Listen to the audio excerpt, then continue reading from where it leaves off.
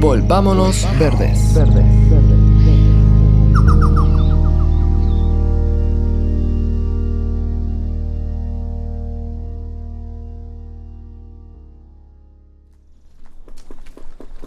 ¿Qué estamos defendiendo las y los ecologistas? ¿De verdad estamos metiendo miedo gratuito a la ciudadanía? ¿O tal vez se trata de amar tanto la vida, tal y como la conocemos y disfrutamos, que deseamos que los que la agreden dejen de hacerlo, que quienes están cerca de los codiciosos sin escrúpulos les toquen el hombro una y mil veces, hasta que amen? Amen a todo lo que está vivo y crece y se mueve y respira, para que dejen de actuar con la mirada puesta en la única perspectiva de la punta de sus zapatos. Podcast El Bosque Habitado. En la hermosa librería Libro Verde de Santiago, conversamos con Constanza Espinosa, directora y cofundadora de Fundación Glaciares Chilenos. Constanza es arquitecta de la Universidad de Chile y activista ambiental. Desde el inicio de su carrera profesional, ha enfocado su trabajo en proyectos dedicados a la conservación de la naturaleza y a la educación ambiental. También es integrante del Consejo Nacional para la Sustentabilidad y el Cambio Climático del Ministerio de Medio Ambiente, donde representa a la Fundación en la revisión de normativas y planes estratégicos para la protección de los ecosistemas en Chile. Somos Katy y Seba y este es nuestro lindo podcast Volvámonos Verdes.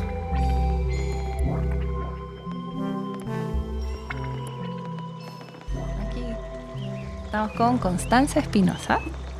Y antes de partir contigo, Connie, igual obviamente quiero hacer un reconocimiento de dónde estamos.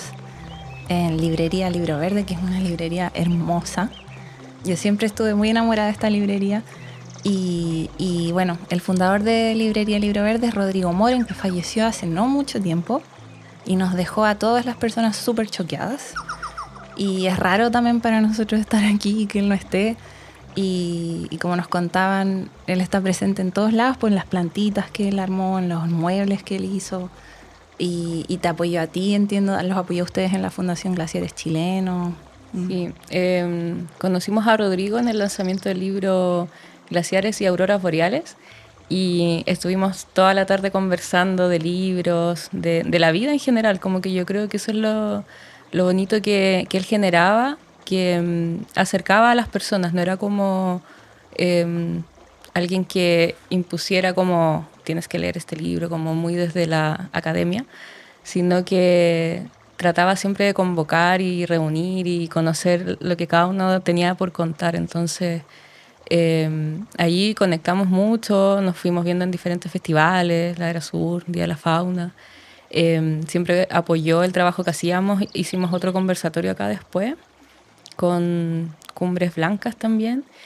Y nada, yo lo vi en enero y teníamos muchos planes para el Día de los Glaciares, para el año de los glaciares.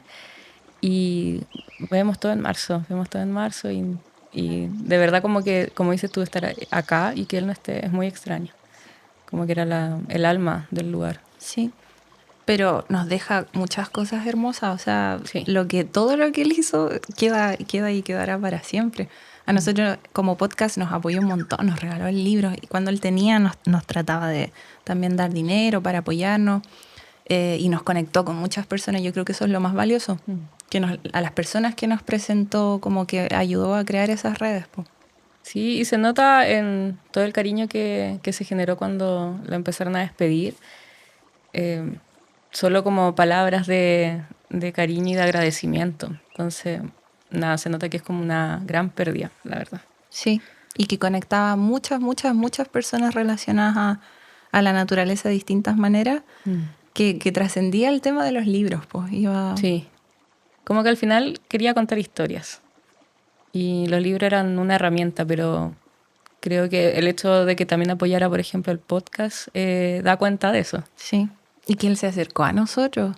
Para nosotros fue un sueño cuando se acercó al Libro Verde, fue como, wow, qué increíble. Y él mismo proactivamente se acercó a nosotros, quería apoyar. Así que, bueno, estamos tristes, estamos choqueados todavía, pero sí que contentos de haberlo conocido. Y también seguir viniendo a la librería creo que también es la mejor forma de recordarlo. Sí, y de seguir apoyando al Libro Verde siempre. Sí. porque no es solo por agradecimiento, pero uno queda con ese sentimiento de cercanía, de cariño y siempre voy a querer venir a la librería, apoyarla, comprar libros. Sí. Eso, pues. Bien, gracias, Connie. Y fue tu idea que viniéramos acá a entrevistarte. Me pareció increíble la idea. El lugar es muy bonito, con las plantas que armó Rodrigo, con todo. Así que vamos al tema de los glaciares. Para eso estamos aquí hoy, que es 21 de marzo. Entiendo que hoy es el Día Internacional de los Glaciares. Sí, Día Mundial. Día Mundial. La verdad no sé la diferencia entre mundial e internacional. Yo creo que es lo mismo, ¿no? Pero dice Día Mundial. Sí. Sí. Y están intentando de que sea reconocido también como Día Nacional de los Glaciares, Sí, ¿no? el año pasado con Fundación Plantae presentamos una moción parlamentaria en el Congreso para que se decretara el Día Nacional de los Glaciares. Y la diferencia con el Día Mundial es que el Día Mundial está enfocado en problemáticas globales. Por eso también lo decreta la ONU, así como el tema de las emisiones de CO2 a nivel global. Pero un Día Nacional se enfoca en las problemáticas y en el territorio, en las particularidades de los glaciares de nuestro país. Entonces, también es necesario. Igual entiendo que Chile tiene muchos glaciares, ¿no? Entonces igual tiene una importancia a nivel mundial como país, ¿no? Sí, Chile tiene 26.180 glaciares, de acuerdo a la última actualización del inventario de glaciares del 2023. Y hay glaciares en todas las regiones del país, de norte a sur. Y también hay una variedad morfológica gigante. Entonces, muchas veces nosotros asociamos los glaciares a estas como masas de hielo azules, como el Grey, por ejemplo, el Exploradores, que son los más icónicos. Pero también tenemos glaciares en el norte, en volcanes, tenemos los glaciares rocosos que también no se ven como a simple vista, no se ve como una masa de hielo, sino que es más piedras, rocas. Y tenemos también glaciares en las montañas, acá en Santiago. Entonces, creo que la importancia no se entiende todavía y por eso un día como hoy, del Día de los Glaciares, es tan importante. Sí, no se dimensiona. Eso, no se dimensiona. ¿Y cuántos chilenos habrán visto un glaciar? Yo creo que muy poquitos. Sí, también eso es lo otro, que, bueno, de también cerca, ¿no? De cerca, sí. También tenemos el 80% de los glaciares de Sudamérica, entonces eso es muchísimo. Están, gracias también a la cordillera de los Andes, que nos brinda como tener esa posibilidad. Pero claro, es muy difícil porque es caro viajar también en nuestro país. Un viaje a la Patagonia no es algo que cualquiera pueda costear. Es como ir a otro país para muchos De hecho, chilenos, ¿no es cierto? Yo con mi hermano fuimos y él me decía, con lo que gastamos hubiéramos estado un mes en Europa, no sé. Pero claro, uno elige conocer su país, pero no es algo que se pueda como hacer constantemente. Y el otro tema es que los glaciares que nos quedan cerca, por ejemplo acá en Santiago, están en la alta montaña, entonces los montañistas, los científicos pueden acceder de manera más fácil, no es llegar y subir el plomo. Sí.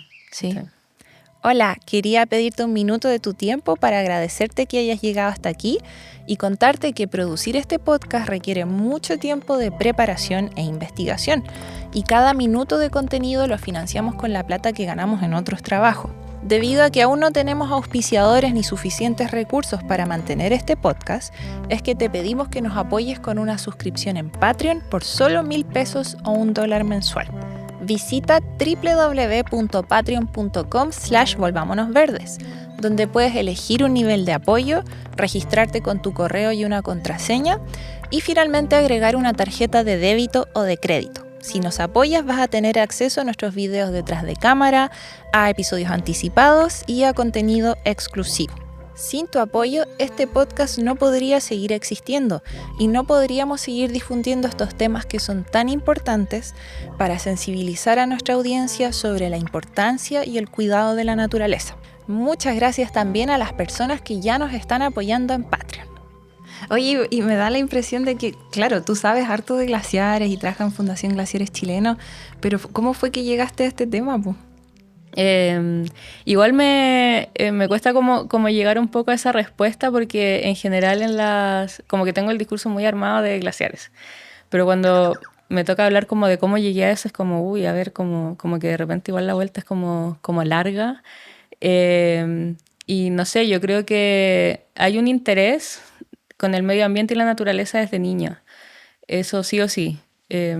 Antes de la entrevista estuvimos conversando y te comenté que nosotros siempre acampábamos como 2 meses, no sé, en el Maule. Harto tiempo. Sí, Sí. y íbamos toda mi familia, somos 4 hermanos, mi papá, mi mamá y el perro en esa época. Y íbamos por Armerillo, es como el lago Colbún, hacia más a la cordillera. Y donde está el río Maule también. Y era como muy, como, no sé, outdoor, pero no preparado. Nosotros teníamos la carpa y eso era todo.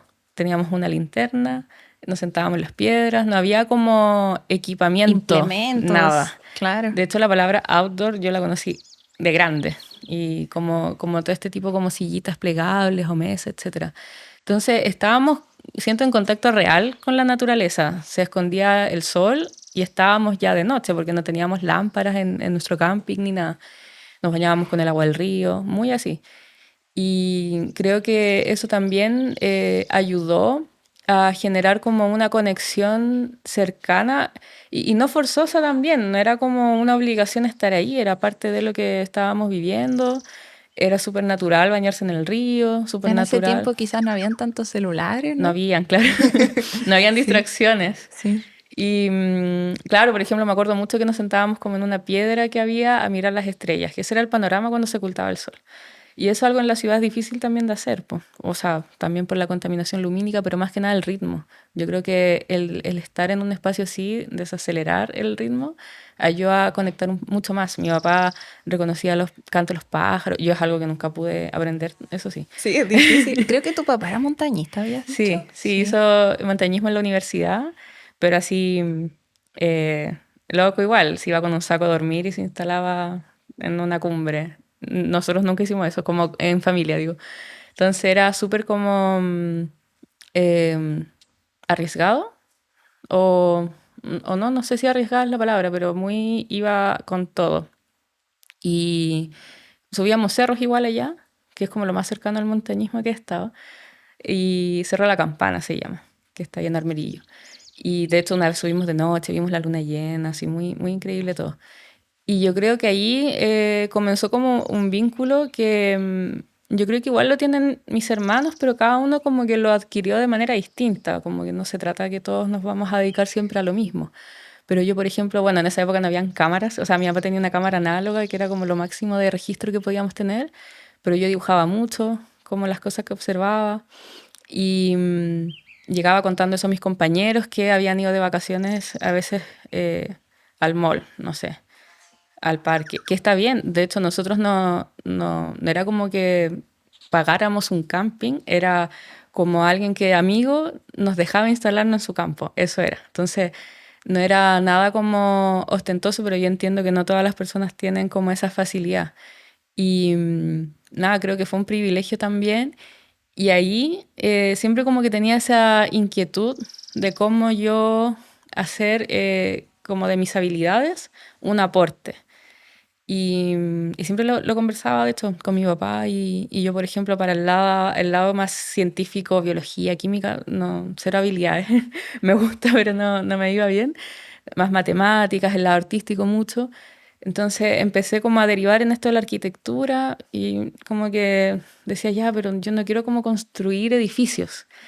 Entonces empecé ahí, por ejemplo, a encontrar el tema del urbanismo, que me gustaba porque en la ciudad que vivíamos, yo sin saber los conocimientos técnicos en ese momento, notaba que estaba mal diseñado porque nosotros teníamos veredas tan chicas y en otra comuna habían veredas gigantes, porque acá hay árboles y acá no. Y por ahí como que dije, ya, puedo hacer un aporte como en calidad de vida, en, no sé, la vegetación urbana, qué sé yo. Y entrando a la universidad también uno descubre otras cosas, descubre otras habilidades y tampoco tenía mucho talento para el urbanismo, pero lo mío era más como el lado como construcción, sustentable, por ahí empecé a derivar en eso, pero siempre con esa sensación de que la arquitectura más que como uno la conoce o cómo tradicionalmente se están desarrollados los empleos, eh, no sé si genera como un aporte de lo que necesitamos hoy como sociedad, como que lo que más se busca es construir, construir, construir, y el impacto que tiene el hormigón en las ciudades, por ejemplo, es algo de lo que no se habla tanto en nuestra carrera. Entonces, cuando ya salí de la universidad, tenía como esta frustración profesional de sentir que haber estudiado algo que no era un aporte, que era más algo nocivo. Ahí empecé a encontrar estos proyectos que se instalan en humedales, por ejemplo, que destruyen las dunas. Entonces era como una, como vergüenza un poco Claro, de mi rubro, sí. ¿cachai? De todo el daño que se hace. Se asocia mucho al tema inmobiliario. Y claro, todos necesitamos casas para vivir, obviamente. Todos como que utilizamos la ciudad, vivimos en ciudades construidas, pero es la manera en cómo se construyen también el aporte real. Y ahí, en esta frustración, yo empecé a buscar otra cosa que hacer, como más vinculada al medio ambiente de manera más directa. Y ahí llegué a Fundación Basura, que esto fue el 2015, más o menos, por ahí. Y como que dije, tengo ganas de hacer algo, puedo aportar en lo que sea. Y empecé a trabajar ahí de manera voluntaria en un sitio web que era como de realizar artículos de reutilización de materiales en arte, diseño y arquitectura. Entonces tenía ahí como ese foco ambiental, igual vinculado a mi carrera, súper bien. Ahí aprendí como muchas cosas de redes sociales también. En esa época el Instagram estaba empezando a utilizarse como para difundir contenido. Era súper como restrictivo, la fotito cuadrada, una sola. No se podían subir historias en esa época, pero empecé a aprender cómo funcionaba, como este rol que le dicen como manager. Y ahí en paralelo, 2015, mi hermano viajó a la Patagonia por primera vez y recorrió y conoció los glaciares, el Grey, hizo la caminata de exploradores, todo. Y él desde la fotografía capturó todos esos viajes y ahí él armó el Instagram, Glaciares Chilenos. O sea, se llamaba así desde el inicio, Sí. ¿no? Mm. Y eso era como un Instagram. En esa época era casi como un Flickr, ¿Cómo como en su qué álbum de año? fotos. ¿En qué año? ¿No sabes? 2016 o 2015 por ahí. Ya. 2016 creo que. Y yo dije, oh, cuéntame más, qué bacán. Y él empezó como a contarme como lo de sus viajes, nos mostró las fotos, todo, y era como, oh, qué increíble. Y seguía siendo como muy lejano, como, oh, glaciares, casi que la Antártica. Sí. Y ahí él conoció obviamente guías en su viaje, todo, que le empezaron a contar, ¿no? Hay glaciares en todo Chile, pero ¿cómo? El glaciar El Morado acá en la región metropolitana, ah, sí, ¿verdad? Como que me suena, pero todo así, muy lejano. Y él empezó a contarme como que hay muchas cosas como por saber y no sé qué, y que nosotros no tenemos idea, como las personas que no nos dedicamos a esto, que no somos montañistas, científicos, etcétera. Y ahí yo le dije como, te ayudo, hagamos como, yo veo como la parte gráfica y hagamos como infografía. Pero Y, así como sin saber realmente en lo que se iba a convertir, ¿o no? sí, eso, era Como, como, sí. hagámoslo. Mm. No era fundación todavía, era solo el Instagram. Y ahí, bueno, yo en paralelo ya estaba saliendo de Fundación Basura, entonces empecé a armar esto, hice un logo, que fue como el primero que tuvo la fundación, pero no era fundación, era como solamente para tener algo como distintivo. Y ahí empecé a crear gráficas, entonces ahí como que se vincula también con mi área de interés, que de a poco como que lo fui construyendo, de la arquitectura, el diseño también nos ayuda a comunicar mensajes a través de piezas gráficas o ya sea en la arquitectura de construcciones. Entonces, como que también ahí me di cuenta que me interesaba mucho con estas herramientas que yo tenía o habilidades poder entregar un mensaje. Entonces ahí conectamos y empezamos a armar esto como sin ninguna planificación, estrategia, nada. Como nosotros el podcast. Claro, y de hecho yo creo que eh, como que el propósito era como contar Mm. esto, como que el mundo lo sepa. Y hasta ahí llegaba, no teníamos como mayores planes que eso. O sea, quizás se sentía como un vacío en esto, ¿no? Sí, Que nadie estaba tomando ese rol de empezar a acercar los glaciares a... claro. Y en esa época igual hay organizaciones que trabajan en temas de glaciares, no es como que uno descubre la rueda o algo así, pero tenían otro foco. Por ejemplo, hay organizaciones que son más territoriales y que se enfrentan a conflictos socioambientales y ese es su rol, más de lucha por proteger los glaciares, que está súper bien, es necesario también, pero lo nuestro iba más como enfocado a divulgar este conocimiento como de manera transversal y apoyar en eso como las otras causas, ¿cachai? Y ahí, sin saber nada de glaciares, como leyendo un poco, es como ya, hagamos algo más. Empezó a llegar mucha gente, como guías turísticos, fotógrafos, glaciólogos, em, aficionados también, estudiantes de recursos naturales, cosas así. Oye, qué bacán. Yo fui al Grey el año pasado, les puedo mandar las fotos, ya subamos. Y subíamos, la gente nos compartía y subíamos las fotos. Y así se empezó a crear la comunidad. Como que también para ellos era como, oh, qué bacán, compartieron mis fotos en glaciares chilenos. Era como algo bonito que compartir entre todos. Y no había como una cara visible tampoco, eran los glaciares. Y ahí el 2018 fundamos Fundación Glaciares Chilenos y ya decidimos establecer como objetivos más claros, como de educación, divulgación, protección.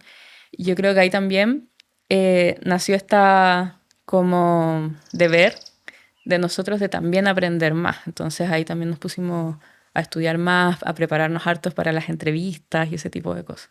Claro. O sea, igual nervios que uno, no habiendo estudiado glaciares, te van a hacer una entrevista y dice, uy, tengo que ir bien preparada, así, pues, porque los científicos a veces son súper pesados cuando uno se equivoca. Sí. Oye, me acuerdo la primera entrevista que di fue en pandemia, un live. Y era como de crisis climática. No era, me entrevistaba, de hecho, la Cata Santelices, que ahora está en FIMA. Y era por Latin for Climate, creo que se llama. Y estaba súper nerviosa, estudié una semana, le pregunté como al equipo, habían algunos glaciólogos y ya, pero ¿y si me preguntan tal cosa, qué digo? Y estudié y estaba muy nerviosa, creo que me salió así como muy serio y fome.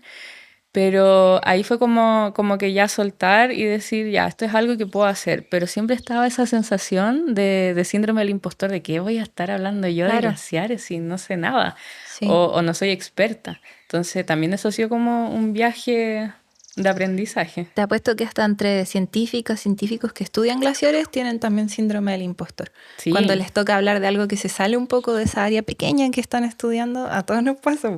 Sí, de hecho, a mí hasta el día de hoy me pasa. Ayer, por ejemplo, nos invitaron a un congreso, el Foro del Agua, en Concepción, en la Universidad de Concepción.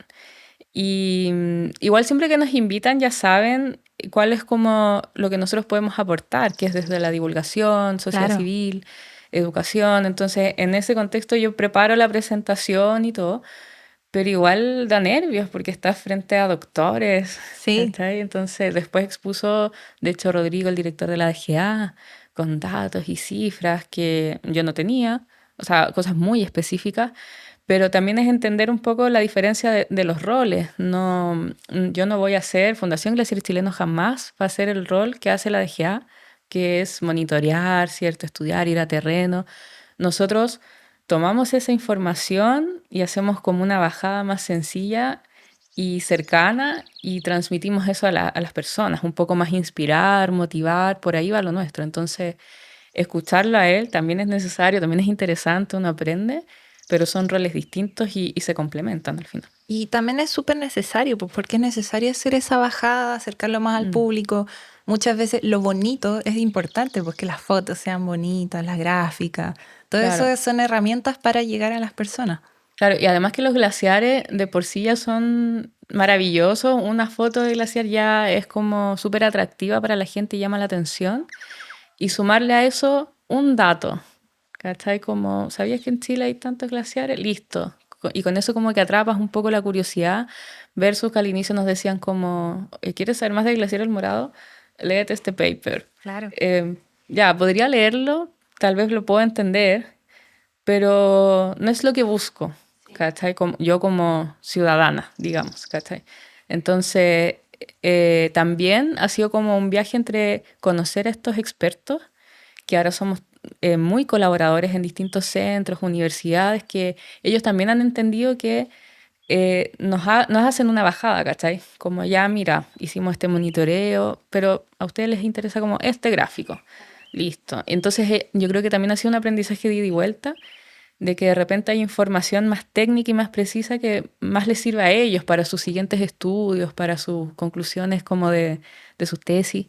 Pero a las personas nos quedan ciertas conclusiones y con eso basta y es necesario, ¿cachai? Entonces, como que creo que se ha dado ese aprendizaje también de parte de ellos. Por ejemplo, a nosotros también los datos son súper importantes. Uno entrega datos que sean fidedignos, ¿cierto? Que sirven, dan información, presentan el contexto, por ejemplo, de los glaciares de Chile. Pero también nos interesa la conexión humana de una persona con un glaciar. O sea, por ejemplo, me pregunto, ¿cómo ha sido tu conexión con los glaciares a través de este trabajo? Pues, ¿qué te han transmitido a ti? O quizás cambió tu visión de los glaciares que tú tenías desde antes. Sí, bueno, de hecho yo creo que no los conocía antes. A nosotros en el colegio nos decían como el agua viene de las montañas. Punto. No recuerdo, de hecho, que nos hayan dicho glaciares. Ese concepto para mí es como te digo, Antártica, no sé, Groenlandia. Y cuando los conocí, en esto también yo creo que es importante que si las personas pueden, una vez que sea, conocer un glaciar, cualquiera que sea, también es una experiencia transformadora. No es necesario conocerlos todos, pero al menos visitar Los uno. 26.000. Al comienzo nos decían, ay, ustedes tienen que viajar a todos los glaciares. Obvio que no, Sí. ese no es el punto. Sí. Pero conocer uno al menos cuando lo pude hacer. Bueno, además que me tocó conocerlos en un contexto como idílico, que era en el Parque Marino Francisco Coloane, en los fiordos vimos glaciares, ballenas jorobadas, orca, entonces era todo como un sueño. Pero ver el glaciar, aún en las fotos, cuesta mostrar la magnitud y lo grande que es un glaciar. Como que, claro, de repente uno pone una persona y de repente nos alcanza a ver la pared de hielo que representa ese glaciar, el frío que se siente, el crujido es impresionante. Y por una parte es como imponente, casi que como que da miedo, pero por otra parte se siente también esa fragilidad de decir como, hoy se está derritiendo, esos crujidos es que se está derritiendo. Entonces, para mí en particular, yo creo que tiene que ver con, eh, uno, con la belleza en sí de los glaciares, como a nivel paisajístico, como que eso me atrapó, los colores, las texturas, como los glaciares se ven de manera diferente a medida que uno se va aproximando. Los o colores los quizás también. colores. Sí. Esas fotografías macro cuando se ve como el agua en estado sólido y las burbujas de aire, todo eso como muy visual me atrapó mucho también como lo sensorial, esto mismo de los sonidos que te digo, pero también me impactó como el tema a nivel paisajístico como de la huella que dejan los glaciares, que era algo que yo no tenía idea, que por ejemplo los fiordos fueron moldeados por glaciares que se fueron derritiendo, o por ejemplo luego cuando ya llegué a Santiago de ese viaje, saber que en realidad el río Mapocho es un río de origen glaciar y que el río Mapocho es poco querido Sí. por la ciudad, por los Visto habitantes. menos. Sí, entonces como que me hizo agarrarle más cariño también a la ciudad donde crecí, también con el río Maipo, que claro, Santiago tiene muchas falencias, es una ciudad como sumamente saturada, todos tenemos claro eso. Yo creo que para ustedes llegar de Pucón a Santiago debe ser súper chocante igual. Es impactante. Claro, pero Santiago aún tiene espacios naturales que te ayudan a conectar con lo que queda, con el territorio. Y el río y entender, por ejemplo, esta misma conexión con los glaciares y que, claro, tal vez están lejos, los puedo vislumbrar ahí cuando el cielo, cuando la contaminación está como más baja. Igual me hizo como te decía, como agarrarle más cariño a mi ciudad, al país también. Claro, nosotros tenemos un largo territorio, se habla mucho del mar, ¿cierto? Que obvio que es importante, pero nos olvidamos también del otro lado, que es la cordillera. Y como que también me hizo conectarme de cuando yo crecí en la cordillera, en el Maule, sin tener idea que habían glaciares cerca. Nosotros veíamos al lado por el río el volcán Descabezado Grande, que en sus laderas también tiene glaciares. Entonces fue como que no sabía que este estaba tan presente en mi día a día y en mi vida, que me hizo también querer valorarlo más. Sí. O sea, el solo hecho de pensar que el agua que uno está viendo correr en el Mapocho es agua café, ¿no? Que uno dice, qué feo. Eso fue glaciar, no sé hace cuánto rato atrás, pero de ahí viene. O sea, es impresionante. Sí, y además que es como, yo creo que como que me gusta y no me gusta cuando hay que asociarlo al tema del consumo de agua, por ejemplo, que yo entiendo que hay varios factores asociados a por qué las personas se interesan o no en temas ambientales o su territorio, y hay una realidad social que no hay que desconocer. Las personas en su día a día están con otras preocupaciones, en Santiago sobre todo, que por ejemplo el transporte, te puedes demorar 1 hora a tu casa de vuelta.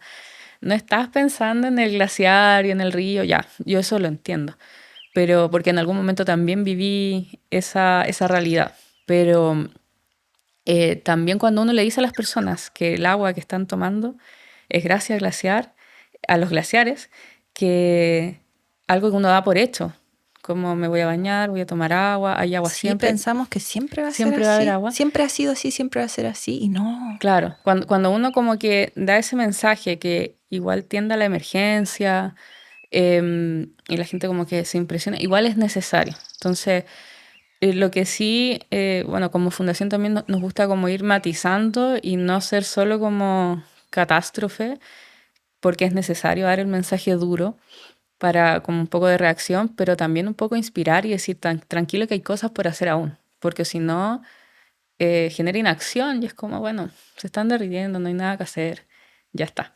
Sí, eso me habías dicho que había personas que te decían, pues si los glaciares se van a derretir, ¿qué Sí. podemos hacer? Sí, y claro, tal vez no podemos hacer mucho porque ahí hay opiniones divididas. De hecho, ayer una de los expositores estaba hablando de los periodos de glaciación. Y cuando uno habla de los periodos de glaciación, hay muchos vienen a rebatir diciendo, entonces el cambio climático no existe porque estamos en un periodo interglaciar y no sé qué. Y es como que no, porque el periodo interglacial existe, pero el cambio climático por efectos antrópicos ha sido agravado. Entonces están los datos de eso, son cosas distintas. Pero lo que sí es cierto es que los glaciares se deben derretir en un proceso natural. El problema es que como aumentaron tanto las temperaturas, no está cayendo la nieve necesaria para alimentar a los glaciares. Entonces creo que más que, o sea, obviamente hay acciones que nosotros podemos hacer. Ahí podemos empezar a hablar de temas ya a nivel legislativo, ¿cierto? Que escapan un poco de como ciudadanos en el día a día que pueden aportar. Pero el solo hecho de aprender, yo creo, e interesarse en conocer un poquito más del territorio y que el día de mañana cuando van de paseo al Cajón del Maipo por el día y digan, oh, el otro día leí que habían glaciares acá, eso ya también es una ganancia, es un aporte. Las personas empiezan a decir, a conocer más su territorio, se empiezan a interesar y finalmente le enseñan, por ejemplo, a sus hijos, si van, por ejemplo, a un lugar natural, ser respetuoso, no contaminar, algo tan simple que parece como que nos tiene vinculación, porque también nosotros vemos la naturaleza muy fragmentada, ¿cierto? Como el humedal, el bosque, el glaciar, el río, no sé qué. Pero, por ejemplo, los incendios forestales en el verano, esa contaminación llega a los glaciares también. También les afecta. También afecta. Entonces, se posiciona sobre el glaciar como una capa negra, como hollín. Y eso ha pasado con erupciones volcánicas, con incendios, etc. Entonces, la contaminación de las urbes, Santiago es tan contaminado que la contaminación de los automóviles, etc., también llega a los glaciares. También por eso de las mineras, todo el material particulado. Entonces, los incendios forestales son también nocivos para los glaciares. Y eso, los incendios son 99% causas humanas. Entonces, también es como, ¿cómo podemos aportar? Podemos. Y ahí no se trata solo de cuidar los glaciares, finalmente se trata de cuidar todo el entorno y a la vez vas a estar cuidando los glaciares. Sí. Bueno, hablamos hace 3 días atrás con Cecilia Vicuña y ella tenía una visión todavía más profunda aún, que hablaba de glaciares como seres. Sí. Y a mí igual me gusta ese pensamiento porque aprendí hace un año atrás con Íñigo Irarrázaval, que era geógrafo y estudiaba glaciares, que él nos decía pues, que los glaciares crecen y también decrecen, es como que tienen sus ciclos, ¿cierto? Están en continuo movimiento. Sí. Entonces me los imaginé. También aprendí eso de los ríos con otra persona que entrevistamos con Camila Bañales. Entonces como que cada vez tengo esa noción más que hay cosas que aparentemente no están vivas, pero que tienen ciclos y que uno los puede considerar como, mira, él o ella, no sé si darles personalidad, ¿no? Pero es casi como un ser, donde ya lo vivo y lo muerto no tiene mucho sentido hablar de eso, pero es algo que tiene sus ciclos, que es afectado por la actividad humana y de lo que dependemos también. Sí, eso de que son como seres vivos es muy cierto y también es súper importante verlo así, porque como te decía antes, cuando uno conoce por primera vez un glaciar es es como una muralla de hielo y eso ya te transmite algo, decir que es una muralla es como que fuera un edificio ahí estático y está muy lejos de ser eso. En el mismo glaciar, que también es algo que poco se sabe, también hay vida, insectos como el dragón de la Patagonia y microorganismos. Pasan muchas cosas en el glaciar. El dragón de la Patagonia, no un dragón, ¿cierto? No, el plecóptero, esa es como su familia. Es un insecto. Un insecto y mide como 1 centímetro, 1,5 centímetros por ahí. Y vive toda su vida en el hielo del glaciar, campos de hielo principalmente, se ha encontrado ahí. Y en el Exploradores, por ejemplo. Y siempre como lo asociamos como que está quieto, no se mueve. Claro. Y esta misma vínculo con el paisaje de que lo va modificando tiene que ver con que el glaciar también se mueve. Por eso me gusta como decir mucho que los glaciares son ríos de hielo, porque van transitando, ¿cierto? Y moviéndose por el paisaje, Sí. montaña abajo. por Hay el movimiento fiordo. dentro del Hay glaciar. movimiento. Sí. Y se asemeja mucho a lo que cuenta, por ejemplo, Cristina Dorador respecto al desierto. Como que la otra vez escuchaba una entrevista de ella y se asocia mucho el desierto a que, como su palabra lo dice, desierto. No pasa nada, no hay vida. Y también está muy lejos de ser así, por lo mismo es foco de también estas empresas que se instalan con el argumento que ahí no sucede nada. Y con los glaciares pasa lo mismo, tienen como esta visión de que es agua congelada, como un refrigerador que está a disposición del ser humano para ser utilizada y no es así. Y no solo eso que tienen biodiversidad, modelan el paisaje, nos dan agua, sino que los glaciares a nivel global, ¿no? Como que igual modelan las temperaturas porque reflejan la luz solar. Claro. Sí. Y tienen esta propiedad del albedo, que es que el albedo es como una propiedad que tienen todas las superficies de cuánta radiación reflejan. Y el glaciar como es blanco, como por ejemplo, no sé, la Antártica, los campos de hielo reflejan mucha luz, mucha radiación. Y eso mismo, por ejemplo, cuando está contaminado y tiene este hollín, afecta el albedo, refleja menos radiación. Entonces al final es todo como una combinación de factores que van afectando ahí cómo funciona y cómo se interactúa el glaciar con el entorno. Entonces, claro, a nivel global tienen esa función también, regulan las temperaturas, las bajan, pero son parte del ciclo hidrológico de todo el planeta. Entonces, cuando por ejemplo decía antes que claro, los glaciares tienen también que derretirse, al derretirse entregan un montón de nutrientes, por ejemplo, al mar.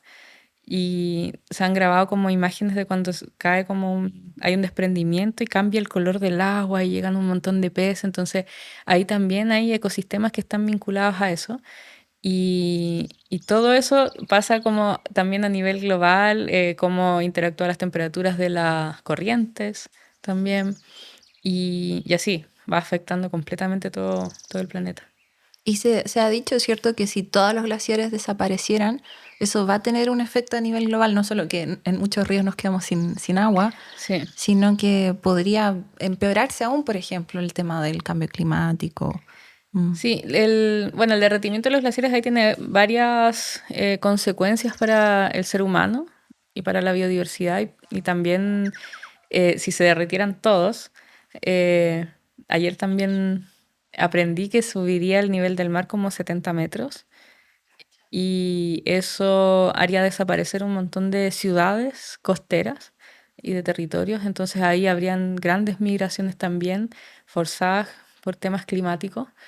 Y otro factor que también se habla mucho, que ha empezado a suceder y que como que hay que estar atentos cuando se presenten factores de riesgo en ciertos glaciares, es que cuando el glaciar se derrite, se crea una laguna y se empieza a acumular el agua y luego esa laguna puede generar también un vaciamiento como una luz, un gran desprendimiento de toda esa masa de agua Y en general hay localidades que viven cerca de los glaciares. Siempre se asocia también, por ejemplo, al turismo, que viven gracias a servicios turísticos por el glaciar. Entonces, ahí afecta también y pone en riesgo la vida de muchas personas. Entonces, hay varios elementos y consecuencias que puede desencadenar el derretimiento de los glaciares. Y que, bueno, está en eso, ¿no? Esos eran los gloves, ¿cierto? Sí, Sí, habíamos escuchado hablar de eso, como que me daba miedo. También da un poco de miedo ahora claro. en esta nueva realidad que las temperaturas aumentan, todos los años se suben, como se superan ciertos récords de temperatura. Mm. En las montañas especialmente suben mucho las temperaturas, ¿cierto? Como dicen que sube esta línea, la isoterma. Mm. Entonces como que hasta me da miedo un poco que quizás los glaciares ahora ya no son tan estables como eran antes, las nieves en sí. Mm. Mm. Igual, bueno, también por eso es importante el monitoreo constante de los glaciares. Y ayer mismo hablábamos de eso con Rodrigo de la DGA, que nos mostraba imágenes de cómo se hace el monitoreo y es básicamente como personas subiendo al hombro equipo. O sea, claro, como que los acercan, por ejemplo, con un helicóptero, pero igual tienen que ir haciendo escalada, poniendo sensores. De repente viene una tormenta de nieve, se tienen que quedar. Entonces es súper arduo también el trabajo de cómo se monitorea un glaciar. Y gracias a esa información se puede generar medidas de precaución para prevenir efectos como adversos, como que hayan personas cerca si ocurre un desprendimiento o un glow. Entonces, por ejemplo, pasó a fines del 2023, si no me equivoco, o 2024, no, 2023, cuando cerraron el Exploradores, que ahí es un glaciar sumamente turístico y que está toda la lengua del glaciar sobre la laguna que se ha ido formando y se produjo un gran desprendimiento y ahí la DGA decidió cerrar. Y el problema es que esto fue como en octubre, que es cuando empieza la temporada alta, y todas las comunidades cercanas viven del turismo de glaciar, tienen su empresa, tienen su, no sé, navegación, la empresa que los lleva a hacer las caminatas, la señora que tiene el hostal, que es la comida, todo gira en torno al turismo que se desarrolla en el glaciar, entonces quedaron sin una fuente de trabajo de un momento a otro, justo en temporada alta, que es en la que se preparan durante todo el año.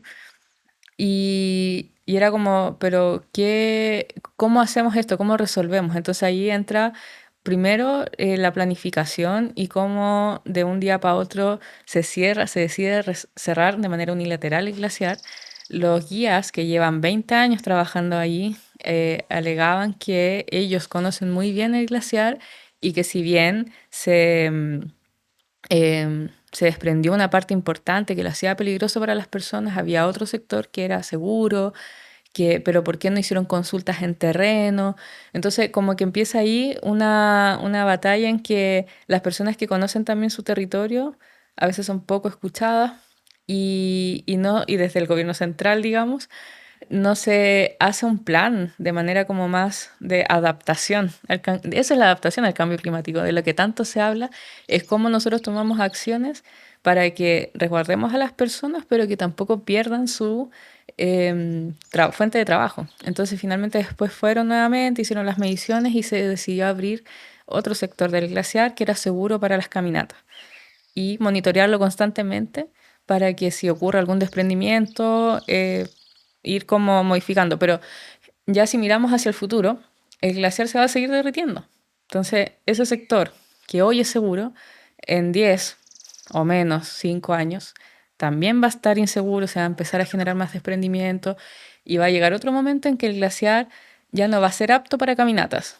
Entonces también ahí, cómo la comunidad se adapta para generar ese turismo y tener esa fuente de ingreso sin hacer las caminatas en el glaciar. Y ahí, por ejemplo, surgen opciones como lo de Glaciar San Rafael, donde se hacen navegaciones hacia el glaciar. Entonces, ahora, después, o sea, digamos, después el Glaciar Exploradores va a ser una gran laguna y probablemente solamente se va a poder navegar para ver de cerca el glaciar y después se va a derretir más y así. Entonces, todas esas cosas, entender ese ciclo de vida del glaciar es súper importante.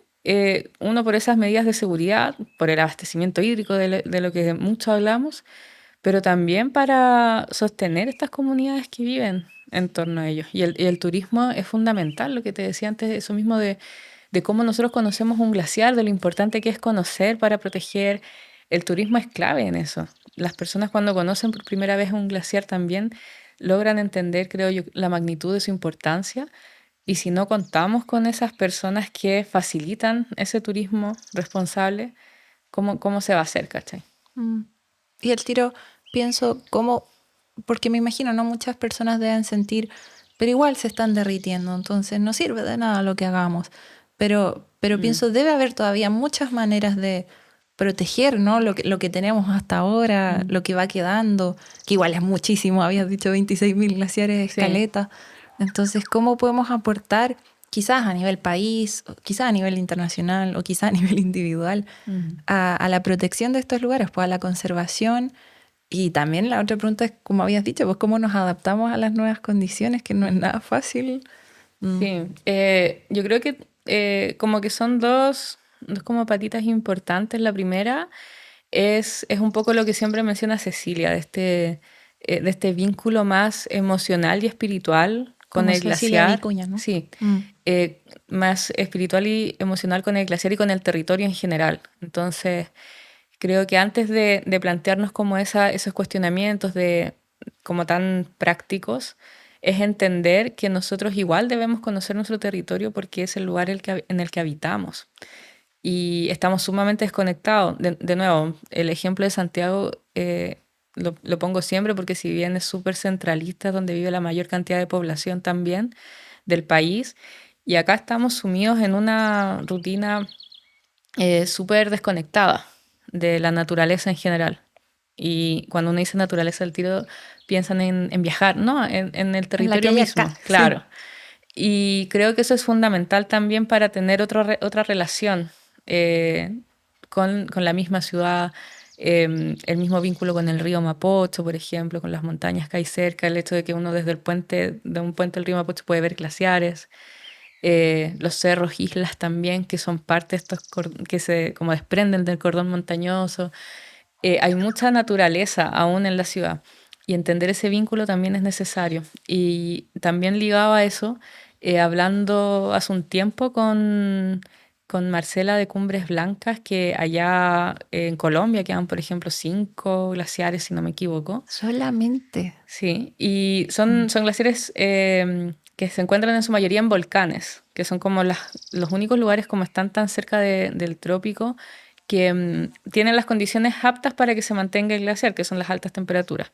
Entonces hay en muchos volcanes. Y les quedan solo esos 5 y ellos tienen como una conexión súper cercana y espiritual también con los glaciares, en el sentido que los glaciares para ellos son grandes maestros que les enseñan a cómo superar un duelo, por ejemplo, los cambios y las pérdidas. Entonces, ellos constantemente están educando, aprendiendo sobre los glaciares, visitándolos, honrándolos, para que el día de mañana, cuando ya no estén, las nuevas generaciones sepan que gracias a los glaciares están los páramos donde se guarda el agua ahí en las montañas. Entonces, no porque se estén derritiendo vamos a dejar de hacer cosas, es nuestro deber también, tal como dice la palabra, honrarlos. Y también me decía, a nosotros nos quedan 5, a ustedes 26.000. Aprendan también, tomen de ejemplo lo que sucede en los otros países vecinos y comencemos también a querer nuestro territorio, como esta idea me gustan mucho esos videos que de repente aparecen, esto puede ser Nueva Zelanda, Islandia, no, es Chile. Aprendamos a querer también nuestro territorio. Por ahí una parte, entonces creo que generar ese vínculo más cercano con las personas es necesario, que aprendan, que se interesen, que el día de mañana haya nuevos científicos que ayuden, tal vez a encontrar soluciones que hoy no tenemos, por ejemplo. Entonces es necesaria esa vinculación y esa inspiración. Y ya por otro lado, en temas más concretos, obviamente es necesario que se tomen acciones a nivel global que lamentablemente hoy en día no están pasando. Más bien, o sea, Está como retrocediendo. yo creo que estamos siempre avanzando. Todo, sí, eso no tengo que olvidarme, siempre están ocurriendo cosas positivas y hay muchos países que están logrando reducir sus emisiones.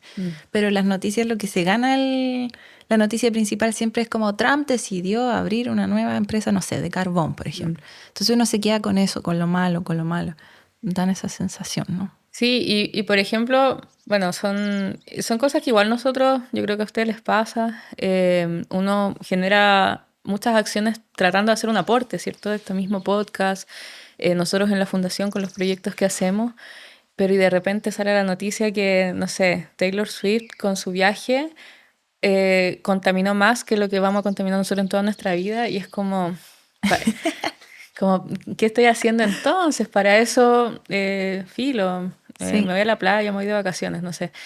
Pero eso como que te dura un rato, porque sí, eso pasa. Y ahora también ayer conversábamos de todas las medidas que está tomando Trump, que todas como las restricciones que se pusieron a las empresas contaminantes, él las liberó y básicamente es como hagan lo que quieran, hay que consumir, consumir, extraer recursos y la contaminación, eso es un invento, el cambio climático no existe, entonces por supuesto que tiene consecuencias nocivas.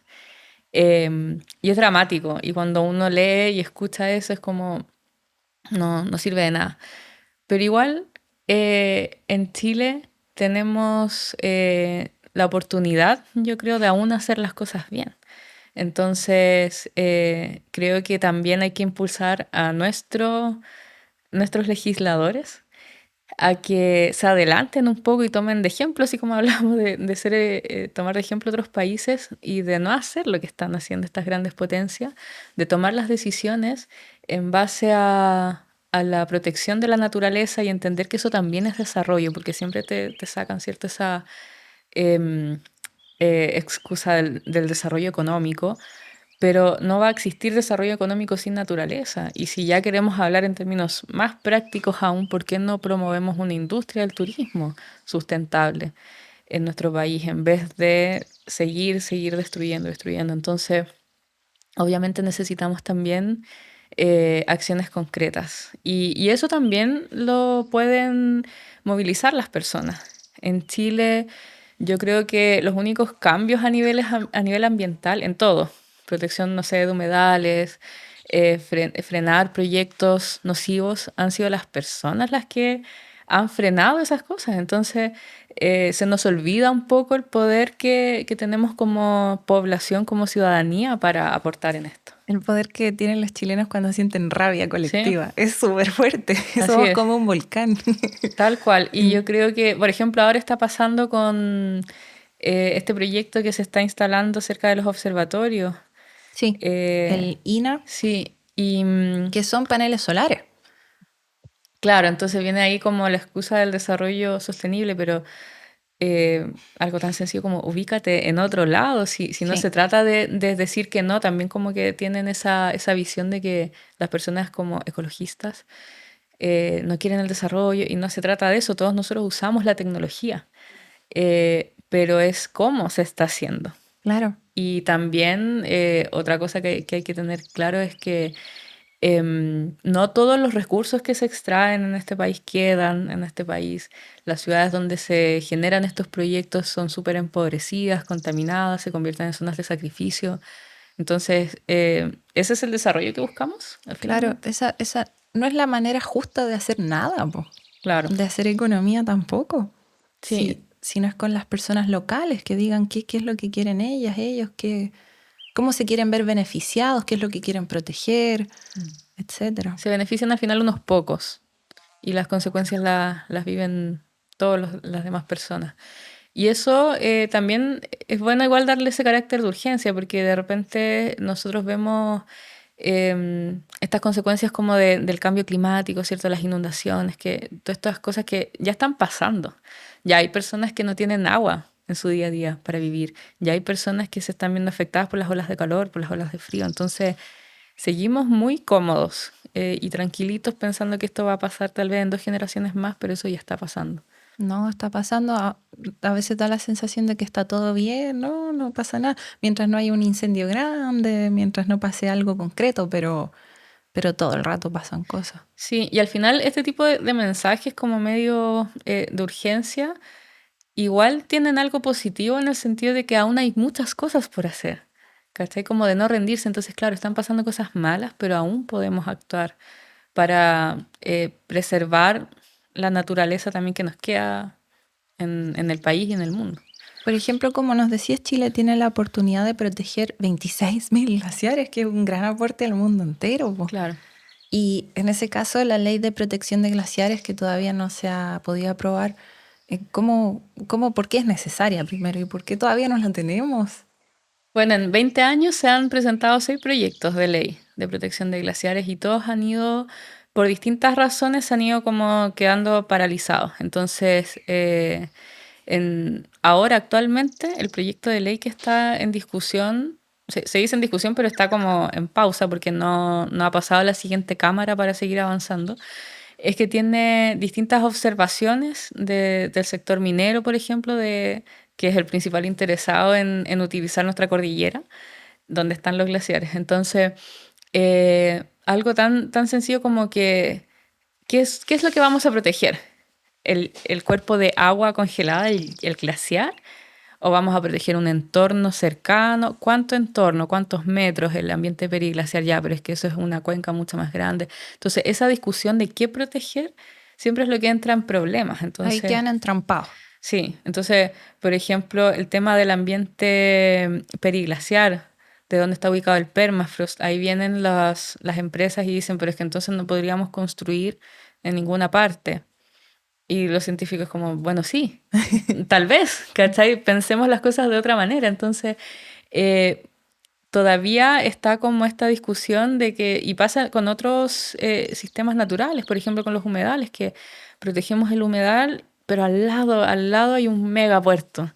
No sirve de nada si al final igual está generando la contaminación. Entonces, con el tema de los glaciares es súper sensible también porque aún también falta investigación para entender cuál es el entorno que está como interviniendo, cuál es el ecosistema completo del glaciar. ¿Qué entendemos por glaciar? Claro, ¿solo el hielo o solo más? Claro, Corto? entonces, por ejemplo, acá en Santiago se aprobó hace creo que ya un par de años el Parque Nacional Glaciares de Santiago, con bombos y platillos, no sé qué, que nace por la campaña Queremos Tupungato ahora, se llama Queremos Parque.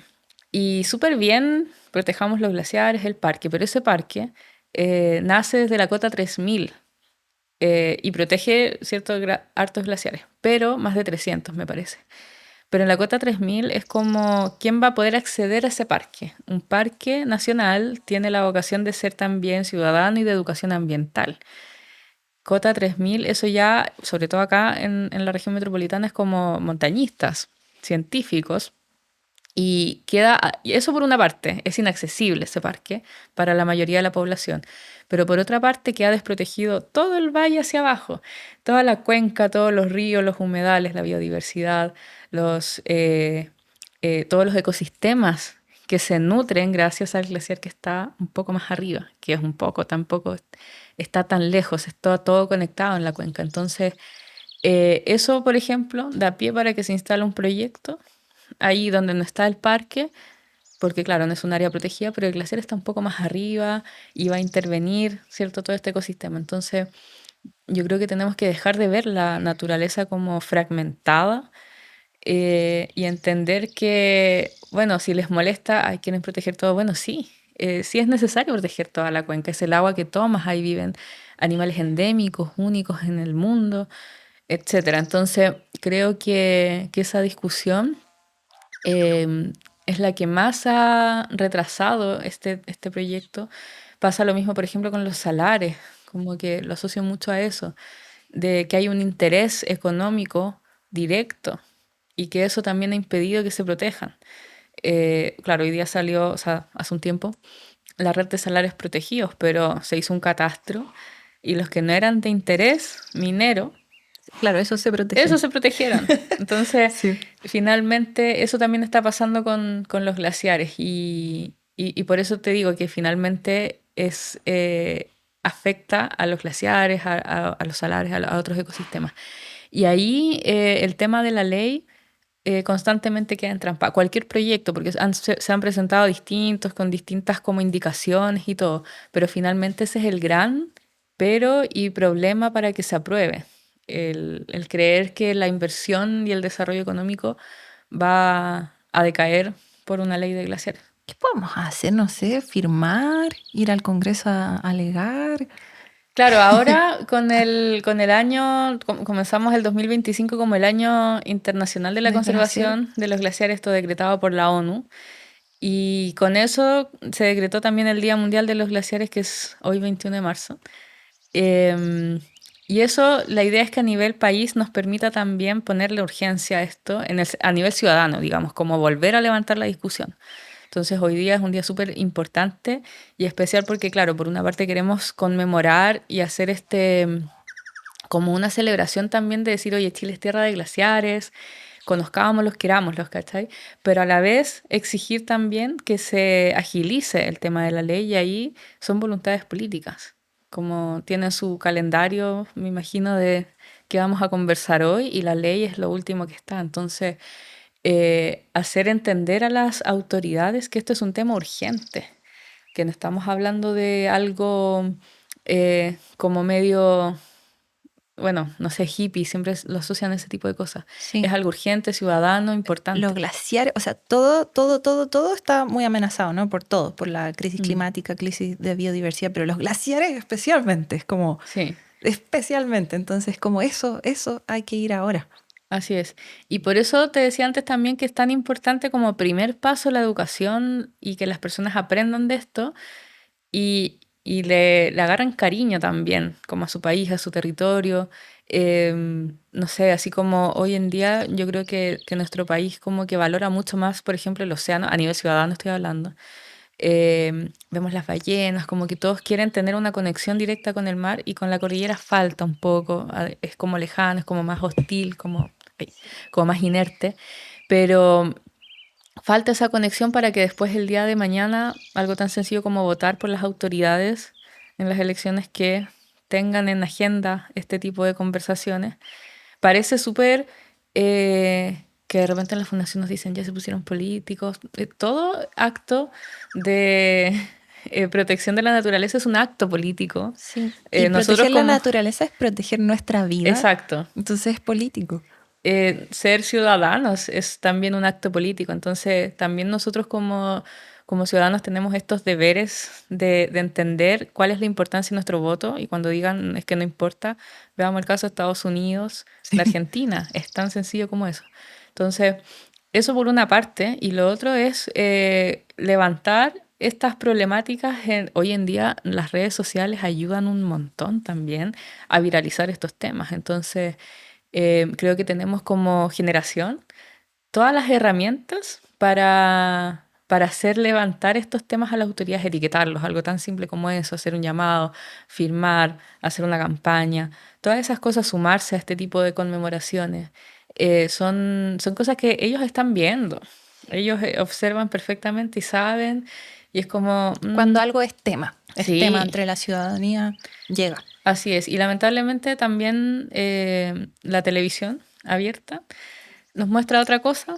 Yo no veo tele, pero es cosa de prenderla un minuto y uno ve la seguridad, ¿cierto? Y la televisión tradicional, no sé cómo decirla, la televisión abierta, instala los temas que van a estar en la agenda pública después. Y hoy en día, ¿cuáles son esos? Seguridad. Em, Creo que eso, finalmente. Y está todo peligroso, no sé qué, que sí, pasan cosas. Pero no puede ser el tema central. Entonces puedes hacer una encuesta ciudadana, ¿qué tema te importa más? La seguridad. Pero es porque tampoco les estás informando todo el espectro de noticias o de información que tienen que también saber como ciudadanos. Y sorry, pero el día que no me salga agua de la llave, creo que eso va a ser más importante que si salgo y no sé, me siento insegura por ladrones, por ejemplo.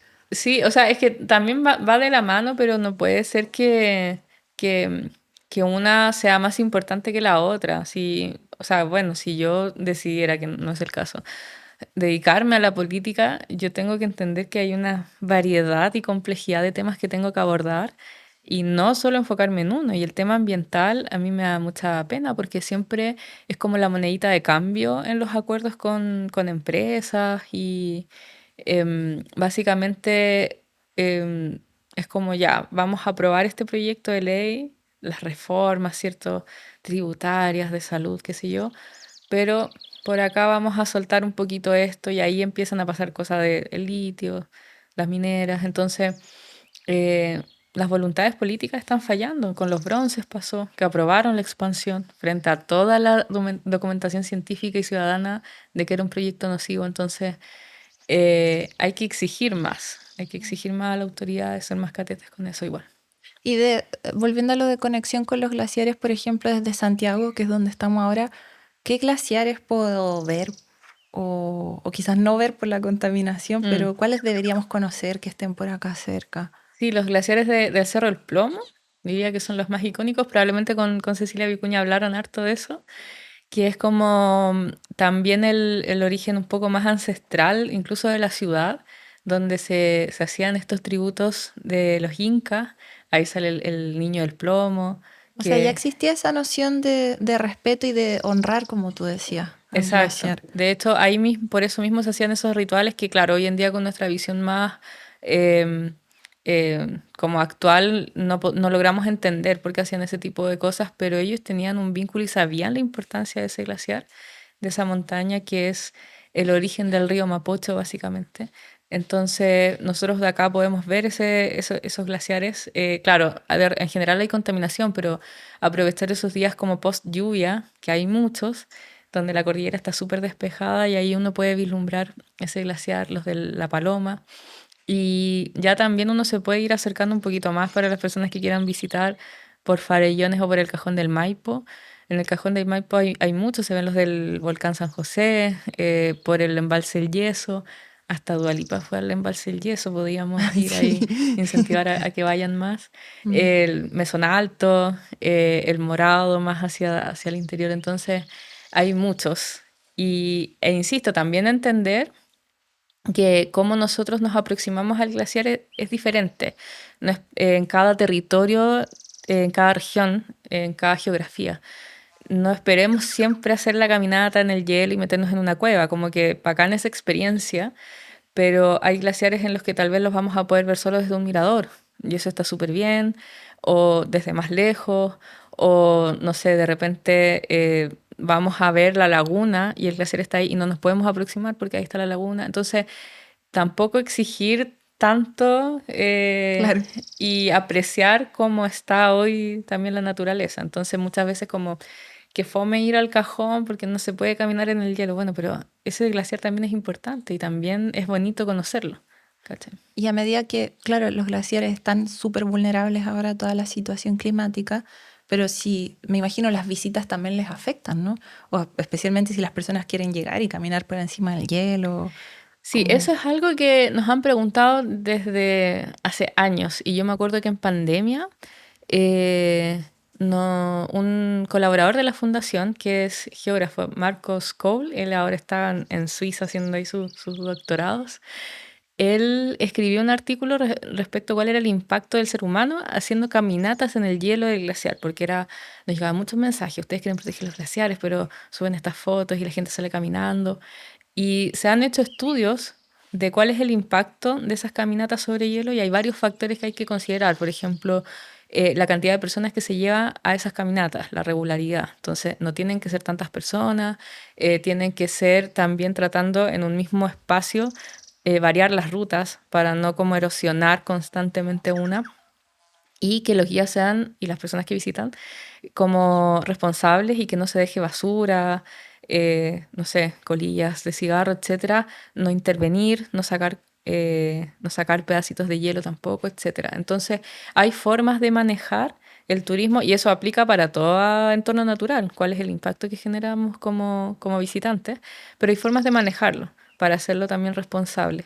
Y aún así, ese impacto es así nada comparado con, no sé, la contaminación de un incendio, Una con minera, una minera. sí. Entonces, también hay que poner en escala y no satanizar la acción de las personas cuando visitan un lugar. Entonces, claro, hay mucha responsabilidad en ello. Tienen que ser responsables, informarse. Hay muchos deberes involucrados en cuando uno interactúa con el entorno, pero no por eso vas a dejar de ir. ¿cachai? Y lo otro es que también cuando se planifica los espacios y los parques, por ejemplo, por eso es importante el tema de los parques, porque existe una planificación de qué rutas van a ser las turísticas y cuáles no. Hay sectores que están protegidos y a los cuales no se puede acceder, pero también se construyen senderos, hay espacios que son más idóneos para no ir erosionando y cambiarlos año a año. Entonces, por ejemplo, pasa mucho con Torres del Paine, que es ultra visitado. No sé si ustedes han ido a Base Torres, Nunca. pero lo conocen, esa icónica foto. Sí. Yo tampoco, yo fui como a un sendero al frente porque me dijeron que iba a estar lleno. Y claro, es como una fila de personas caminando, se sacan la foto, vuelven. Entonces, veamos el parque y tal vez vamos a este otro sendero que también existe y vamos diversificando y así permitimos que ese terreno también deje de erosionarse, que la vegetación crezca. Entonces también hay una responsabilidad en cómo administramos esos parques. Suena como muy como antropocéntrico, pero finalmente es como el vínculo que nosotros generamos con la naturaleza para ser respetuosos y no generar impactos nocivos, dónde se pueden hacer fogatas, dónde no, el tema de las mascotas, que también es súper nocivo. Y con los glaciares pasa lo mismo. Entonces, ¿qué tanto nos aproximamos? Uno de repente no le hace caso al guía, como de hecho a mí me pasó, yo fui al glaciar helado y estábamos navegando ahí y el Zodiac nos dejó como desembarcar y sacar fotos y nos dijeron, no se muevan de acá. Y yo, pero es que quiero sacar una foto de allá porque quiero como acercarme y es como, no, porque es peligroso. Entonces, uno de repente igual como que se emociona. Igual uno entiende ese como ganas del ser humano, ¿no? De hacer lo que los otros no están haciendo. También es también propio. Sí.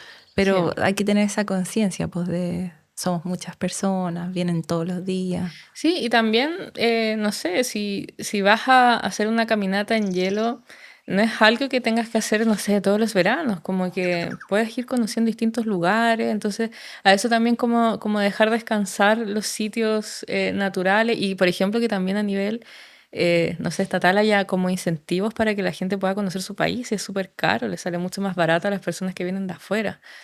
Pero el vínculo con la naturaleza que se genera en estos entornos es fundamental para generar esas conexiones. Entonces no podemos darle la espalda a la montaña, que hoy en día incluso acceder a la montaña son en general sectores privados. ¿Por qué Sí, pasa eso? ¿Cachai? muchas rejas en todos lados. Sí, acá yo me acuerdo que hablaba con alguien que me comentaban que en Canadá, por ejemplo, hay una cultura de montaña súper rica porque toman su auto y se van arriba y empiezan a hacer esquí, no sé qué. Y acá no, porque hay que pagar carísimo, hay que arrendar el equipo si es que no lo tienes. Entonces finalmente son puras restricciones que uno dice, mejor me voy a la playa, me sale más barato si quiero como desconectarme un fin de semana y dejas de lado constantemente la montaña y el hecho de que también nosotros estemos poco como insertos o participativos en la montaña hace que seamos poco fiscalizadores también, po. Porque son los mismos montañistas los que han ido detectando y están construyendo algo acá y dan la alerta. También ese vínculo con los deportistas ha sido súper importante porque ellos son los que están in situ y pueden sacar una foto y muchas veces fotos que no podemos publicar porque son de sitios privados, pero levantan la alerta. Entonces, eso la ciudadanía hoy lo ha perdido, ¿cachai? Como ser más fiscalizadores y conocedores de su territorio. O sea, jugamos un rol también como cuidadores, fiscalizadores, Claro, incluso al momento de visitar. así es. Y creo que también hay que tener ahí una balanza. Yo me acuerdo que antes, cuando era más chica, yo decía como que sentía que el ser humano era una plaga. Claro, Esa visión. muchas personas sentíamos eso, o Sí, lo sentimos todavía. sí, y que era mejor como, no, ¿para qué más, no, que las montañas estén así como sin tocarlas? No hagamos turismo en montañas porque las personas dejan basura, es pura contaminación y no sé qué. El problema de eso es que son los ciudadanos quienes dejamos de visitar, pero hay otras personas con intereses que no son de conservación que aprovechan eso esa ausencia de, como de ciudadanos y generan estos proyectos nocivos. Entonces, finalmente eso ha pasado también con la cordillera. Sí. Yo igual he evolucionado esa visión que tenía el ser humano como plaga. Yo creo que sí, hay Mm. seres humanos que se portan pésimo, Sí. especialmente cuando van a áreas más naturales. Mm. Pero creo que tenemos todo el potencial y yo puedo educar, por ejemplo, a mis amigas, amigos sobre cómo comportarse, qué Mm. hacer, cómo hacerlo mejor, aprender también uno, escuchar. Entonces ahora di vuelta esa mentalidad y creo que es posible. Y por ejemplo, no sé, una invitación, pasa eso, ¿no? Que hay rejas por todos lados, todo es privado. Mm. A quienes tenemos o a quienes tienen terrenos en alguna parte, quizás repensar un poco. A lo mejor podría permitir que gente pase por aquí, que Mm. visite. Uno siempre tiende a decir, no, es que me van a dejar basura. Pero es que si partimos desde esa perspectiva de que el ser humano se porta mal y deja basura, no permitimos que ocurran otras cosas, po. Sí, ahí yo creo que tiene que haber también un balance porque también aparecen estas noticias de cuando no sé, el refugio del Cerro del Plomo está lleno de basura y al Cerro del Plomo van en general personas como que se dedican al montañismo, ya sea de manera profesional o amateur. Y es como, ¿por qué están haciendo esto? Si ustedes son los que vienen acá y visitan el lugar. Y también otra tarea, diría yo, de educación ambiental, además de los ciudadanos, que digo que son estas personas como nosotros que no practicamos montañismo, etcétera, es con los deportistas de diferentes áreas. Entonces, muchos lo utilizan como un trayecto de lograr la cumbre y no hay una conexión como real con el territorio. Me acuerdo que en pandemia hicimos una charla online a un grupo de montañistas y les mostramos ahí los tipos de glaciares que hay, cuáles son como las formas en que ellos tienen como para conocer si están en un glaciar, etcétera. Y a pesar que eran todos montañistas muy experimentados, no tenían idea que llevaban años caminando al lado de glaciares o sobre glaciares. Era la meta, como hacer el mejor tiempo o la mayor altitud, no sé qué. Entonces ahí también, en esa área, hay mucho todavía también que educar. Y en otros deportes también. Por ejemplo, con Ignacio, mi pololo, siempre vamos en bici al cerro y al Cerro San Cristóbal, que es como la isla natural que tenemos en Santiago, que nos gusta mucho. Y me encanta el ciclismo, pero no es el Tour de France, como porque tienes que ir así rápido y molestas a las personas que van en familia. Y de repente en el cerro cruzan animales también, hay aves. Y si vas súper rápido con la bici puedes atropellar, bueno, ahí han pasado accidentes. Entonces, tratemos también de, bueno, hay que tratar, yo digo como fundación, tratamos de llevar estos temas a ese tipo de espacio, eh, de educar a estos distintos grupos. Entonces estas personas tienen contacto directo con la naturaleza también. Por ejemplo, los ciclistas van muchos farellones, ahí, pero no tenían idea tal vez que hay un glaciar, que pueden ver un pasito más acá hay un mirador y pueden ver un glaciar. Entonces, ¿cómo conectamos también con esas personas que están día a día? Y que se transformen en, como hablamos, como un poco embajadores, como la voz, porque acceden a espacios que muchas personas no pueden por distintas razones. Entonces, por ahí también yo creo que hay harto que hacer, como en educación, en el tema deportivo, de que cuiden los refugios. Ahora se acaba de construir uno en Tupungato, un refugio súper lindo de montaña, entonces también ojalá que esperemos que estas personas que se dedican a esto y que van a la montaña generen una conexión de amor por la naturaleza y cuiden estos espacios también. Sí, me gusta esa forma que vi que tú o con tu pareja o más personas conectan el ciclismo con la conexión con la naturaleza, que es obvio para muchas personas, pero como tú dices, para otras no, o sea, van solo por el deporte. Y el deporte es Sí. una muy buena oportunidad para conectar, pues. Sí, no es tan obvio esa conexión. De hecho, no sé, nosotros hicimos para el Día de los Cerros esta cicletada. Hicimos una ciclorruta ambiental, así se llamaba, al Cerro San Cristóbal. Y tenía ese nombre porque era una subida lenta, como con pausas, y fuimos parando, observábamos vegetación, glaciares también, etcétera, en distintos miradores. Y la idea era que fuera para toda la familia. Entonces, yo decía, hoy no va a llegar nadie porque ya llegó. Y habían muchas personas, no me acuerdo, eran como 20, 30, no sé cuántas. Y habían muchos que llegaron como con su tenida deportiva. así como para ir rápido. Y yo decía, oh, se van a aburrir porque vamos súper lento. Y se quedaron, ¿cachai? Pero entre medio igual habían personas que nos pasaban, así como que, oh, iban muy lento. Pero otras personas que cuando íbamos parando se fueron sumando, oye, ¿qué están haciendo acá? Qué entretenido, no sé qué. ¿Y Entonces, fue gratuito también, o no? sí, Ah, sí, ok. eso lo organizaba ahí Fundación Cerros Islas y era como inscribir una actividad y convocar. Entonces, muchas personas que fueron eran ciclistas habituales del cerro y nunca habían visto las cosas que nosotros les mostramos que estaban ahí. Entonces, creo que constantemente hay que hacer este tipo como de acciones, de salidas a terreno. Ayer mismo, por ejemplo, en Concepción, conversábamos con las personas del CRIAM, que es el centro de investigación que nos convocó, de la poca conexión que tiene Concepción con su cordillera también, por ser una ciudad costera. Y dijeron, pero claro, hagamos salidas, como que yo igual ese día, ayer me sentía como, estamos como en un auditorio, como cerrado, es como muy ya old school tal vez como método de divulgación y de enseñanza, entonces salgamos de la sala, salgamos del auditorio, convoquemos a paseos y es gratuito, es solo como tener las ganas de convocar y de salir de la sala de clase. Mm. Pues me encanta eso que hicieron con los cicleteos. De Mm. hecho, tú llegaste en bicicleta hasta acá, entonces es un súper Sí. buen ejemplo. Sí, sobre todo en Mm. Santiago, sí. Súper cicleteable Santiago. Eso es lo otro, porque no se trata de ser como, bueno, al menos yo voy a hablar por mí, de ir a todo Chile en bici, que claro, me encantaría hacer un viaje por Chile en bici, pero para eso tengo que, no sé, jubilarme, para tener tiempo. Pero las ciudades como Santiago casi es un deber para estos trayectos cortos andar en bicicleta. Nosotros veníamos de Ñuñoa, era un trayecto de 15 minutos, y hay personas que esos trayectos a diario los hacen en auto. ¿Por qué? Y la bici es rápida. Sí. O sea, yo siempre me movía en bici en Santiago. Mm. Y mi mamá iba en metro al centro del trabajo. Y se quejaba de que estaba muy lleno y que ella se resfriaba. Y yo le decía, ¿por qué no andas en bici? Y me decía, es que no me atrevo. Y yo le dije, pero si yo marqué toda la ruta que ella podía seguir por vías de bicicleta, las partes seguras. Le dije, usa la bicicleta.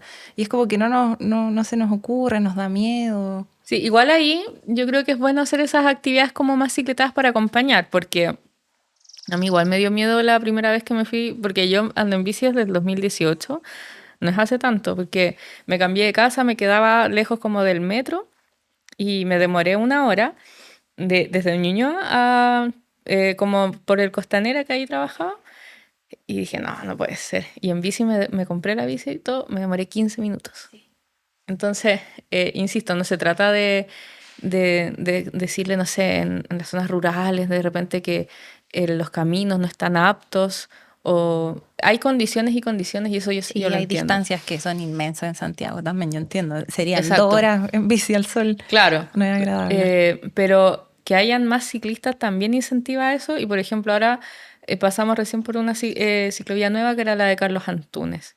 ¿Por qué se generan esas cosas? Porque también hay demanda de estos espacios, entonces también hay que apropiárselos y nada, yo creo que es una de las mejores formas también de conectar con un entorno natural en una urbe como Santiago es ir en bicicleta porque estás en presencia de los árboles, el viento, observas de manera distinta también el paisaje versus en el auto que vas encerrado. ¿Vas encerrado? A mí siempre me da la impresión de que veo a los ciclistas y van como mucho más felices Sí, que las personas que andan entre los autos. sí, insisto, sobre todo para estos trayectos cortos, es como Mm. te vas a demorar menos, vas a ser más saludable, vas a gastar menos plata, Sí. son puros beneficios y Mm. vas a ayudar a la naturaleza, A descontaminar a el aire. descontaminar. O sea, yo insisto tanto porque viví toda la infancia en Santiago y andaba mucho en bici y ahora vivimos en Pucón donde no podemos. O sea, sí, hay personas que viven en el centro y andan en bici, pero nosotros vivimos en un cerro donde es imposible y no hay vías de bicicleta. Tendrían que ser Y como descenso. sí, y te tienes que meter a carreteras donde los autos andan muy rápido. Entonces digo, wow, qué echo de menos Santiago donde podía Oye, cicletear. eso es lo otro del tema de las conexiones ya como interurbanas, porque también me pasó, fuimos ayer en Conce, cuando me junté con la Dani, hablábamos del tema ciclista en Conce, porque yo llegué y fue lo primero que pregunté, ¿andan en bici acá? Y me dijeron como el taxista, así como poco. pero es plano, es súper plano. Entonces yo dije, perfecto, como que Se puede. yo entiendo, ya no sé, en Valpo hay unas subidas que son como demasiado difíciles y me daría miedo. Pero si es plano ya tienes como algo ganado porque es como fácil, accesible. Pero está lleno de camiones, hay un tráfico súper alto de automóviles, entonces lo hace peligroso y me dijeron que hay muchos accidentes y atropellan a muchos ciclistas y eso también desincentiva. Y con Ignacio cuando fuimos al Cajón nos pegamos un viajecito, una escapada con esta misma idea de cómo hacer este turismo regional. Ya no necesariamente tenemos que irnos al sur de Chile, pero conozcamos nuestra región y nos fuimos al Cajón. Y el camino es horrible en cuanto a la infraestructura. Yo lo pasé pésimo porque íbamos por Avenida La Florida, donde no hay espacio para estar con la bici, pasaban las micros al lado. Yo decía, ya, después tal vez se va a desocupar un poco, y se desocupa un poco, pero eh, el pavimento como que termina en tierra y en el barranco. Entonces, si yo quiero parar, no tengo dónde parar. Y no, es sumamente peligroso pudiendo tener una ciclovía, así como cuando uno ve estas imágenes en Suiza, no sé, y incentivas también ahí el turismo local, ¿cachai? Como una buena ciclovía para decir vamos a ir por el día o por el fin de semana al Cajón, donde hay río, donde hay glaciares, donde hay bosque, y no, está todo cerrado, autos, camiones. Entonces, también la infraestructura urbana aleja a las personas de la naturaleza. Y eso pasa en otras ciudades también, no solamente en Santiago. Sí, hay lugares que es muy, muy, muy peligroso andar en bici. Yo sé, es un riesgo muy, muy grande o muy incómodo también. Pero es que se dio prioridad al auto, Sí, incluso por sobre los peatones, entonces no tiene sentido. sí, ser peatón también es súper hostil, Sí, creo. sí, Y también hay, bueno, por ejemplo, también hablábamos ayer, tanto, porque Concepción es muy grande también, es como de las grandes ciudades de Chile. Debiese ser caminable el centro, caminable y como con un radio que fuera pedaleable. Me comentaba ayer, porque yo no he ido al extranjero, la directora del centro de investigación, que ella fue, no sé a qué ciudad en Europa, pero los autos están afuera de la ciudad. sí, eso está de moda ahora, cerrar el centro. Y no solo el centro, como ya que todo como lo cercano sea solo o pedaleable o caminable. Y se entiende, los autos son para las largas distancias, como para los sectores más alejados, si es que. Pero acá el auto está en la plaza de armas, al medio, literal, en todos los espacios, ocupan las veredas. Entonces, eso incentiva a que la ciudad se vuelve hostil y y no sé, la contaminación, y va todo de la mano. Si finalmente, como que toda esta conexión con el tema como ciclista, urbano, ciudad, incentiva a alejarnos también de la naturaleza y cómo percibimos nosotros Santiago. Santiago es, toda la gente, uno le pregunta, ¿te gusta Santiago? No, es feo. O sea, la gente está contaminada, obvio, si es lo que hemos construido. Entonces, Claro, es que es lo que hemos construido nosotras las personas. claro, entonces yo Mm. no se trata de esto de que todas las personas tengan que ser montañistas y vamos a escalar hielo todos los fines de semana. Eso es una opción, pero para las otras personas también creo que es importante que tengamos la opción de incluso tener aire limpio, algo tan simple como eso que en Santiago no hay, y poder ver la cordillera, que es algo icónico de nuestro paisaje, nuestra geografía. Ahora casi no se ve. Y es un momento para conectar, po. Aunque uno la vea Mm. desde lejos, conecta. Sí. Mm. Muchas gracias, Connie. No sé si hay algo más que querías decir sobre glaciares. Nos fuimos por el tema de la bici, pero igual se Sí. conecta. Sí, es que creo que es importante también ver que hay distintas formas de conocer, uno, los glaciares y la naturaleza, y dos, también de aportar, de generar como acciones, entonces que parecen de repente como súper simples y que no generan ningún cambio si las generan. La invitación también va muy de la mano, que cada vez que nosotros hacemos alguna charla en regiones, invitamos a conocer su región, ¿cachai? Entonces, por ejemplo, ayer en Conce la conversa era, estamos a media hora de tal volcán con glaciar, estamos a una hora, entonces conozcamos nuestra región y por eso ahí la bici como que toma para nosotros protagonismo porque es súper accesible y rápida. Entonces, creo que la invitación en este año de los glaciares también, y donde se celebra por primera vez el Día de los Glaciares, es a conectar con tu propia localidad primero, antes de viajar a otros lugares y conocer, uno, los glaciares, pero también los ríos, los humedales, las aves que hay. Aunque sea una persona ve un cerro y dice está pelado, pero hay mucho en un cerro pelado también. Así es. Entonces, creo que con los glaciares, como está tan lejano aún, creo que hay que partir un poquito también de antes y entender eso, cómo se construye nuestra ciudad, nuestro paisaje. Y ahí vamos a poder comprender el vínculo directo que tenemos también con los glaciares. Me gusta. Muy bien. Muchas gracias, Connie, por todo el trabajo que hacen en Fundación Glaciares Chilenos y todo lo que nos enseñaste ahora y eso de buscar nuevas formas de conectar también. Muchas gracias también a ustedes por lo que hacen. Yo escucho siempre el podcast. También son una inspiración para lo que hago y para lo que hacemos en la fundación. También ustedes, como siempre lo mencionan, hacen esto de manera sumamente voluntaria. En la fundación también trabajamos de manera voluntaria, tenemos nuestros empleos así como de oficina, empleos, sí.